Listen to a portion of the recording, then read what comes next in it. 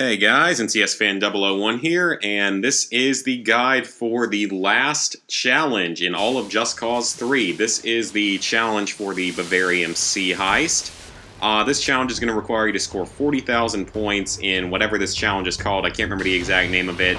Basically, you're destroying boats with that pretty awesome lightning gun. As for this challenge, you actually don't need to complete it for any specific trophies or rewards or anything. But it does make getting the staying power trophy a lot easier, which I am going to be showing a guide of because that one actually caused me quite a bit of trouble.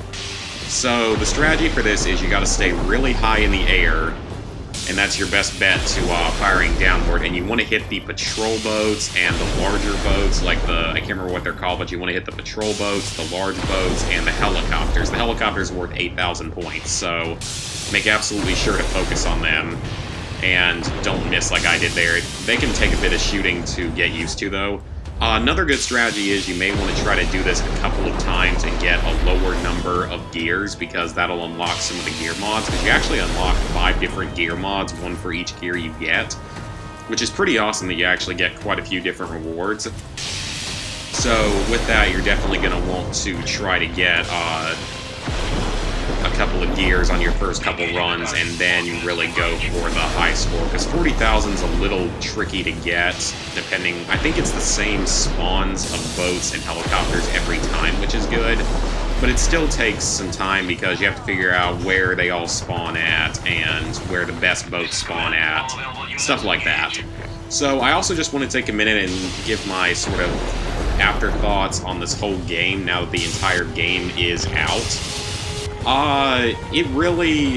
It wasn't a bad game, and it was good for getting my money's worth. I definitely got my money's worth on it. It was, $60 for the game. Definitely, I mean, it would have been great to pay a little bit less, and it probably was worth a little bit less than that, but I did get, over 50 hours of gameplay, probably, from getting the Platinum Trophy, finishing all the challenges and everything, and just doing a little bit of screwing around, and doing all the DLCs. The DLCs were separate, but, the actual game, there's a lot more to the story of this one, a lot more story missions, which is nice. There's nowhere near as many obscene numbers of collectibles to find. There's not a horrible number of those. The trophy list is probably a little bit easier overall. Many of the challenges are easier than the ones in Just Cause 2.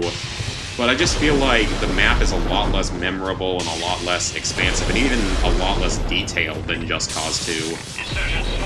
Plus, like I said, there's nowhere near as many settlements and collectibles and stuff to deal with in this game, which most people are going to be happy about, myself included, but I can understand some people maybe wishing there was more content, I suppose.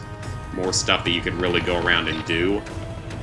I also don't believe there are as many vehicles in this game. I think there's only half as many or 2/3 as many vehicles in this game. A lot of the weapons are pretty neat. I liked a lot of them. You had stuff like the Capstone Bloodhound and the dual-wielded, high-caliber revolvers or whatever, and stuff like that. So there were definitely some decent weapons and everything in the game, and some cool-looking vehicles, but nothing overly special or better than, say, Just Cause 2's were. And then when it comes to the DLCs, they really could have done better with the DLCs, because all 3 DLCs together will cost you $25 if you have the Season Pass, which is the Air, Land, and Sea Pass, and really, it's not worth $25. None of the DLCs are really that special. They're all kind of short is part of the problem. There isn't really that much content to them.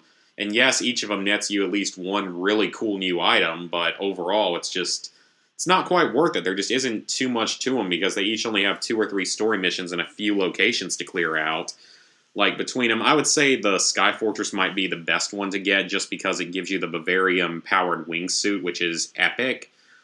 And, yeah, I would suggest doing that, because the Bavarium wingsuit is awesome. The mech is not really anything special, but you do get a whole lot more territory to play around in, like a whole new chain of islands up north.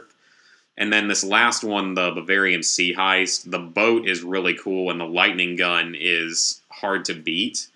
But really, it's just not all that worth it overall for the DLCs. So overall, like I said, this game, it's not a bad game, but it's nothing great. It was fun at times, but it also suffered from all the lag and stuff. And it still does lag quite a bit at times, especially if you're in the mech suit or something. So I would say if you can get the game for a reasonable price of, probably less than 50 bucks, maybe even less than 40 bucks by now, it's probably worth picking up and trying out because it can provide a pretty good amount of content. The trophy list isn't necessarily that difficult. It can be a little bit grindy and time consuming, but it's not too bad. So yeah, that's my thoughts on the game itself, and of course you saw me get the 5 gears in this challenge, so hope you guys enjoyed the video, and see you soon.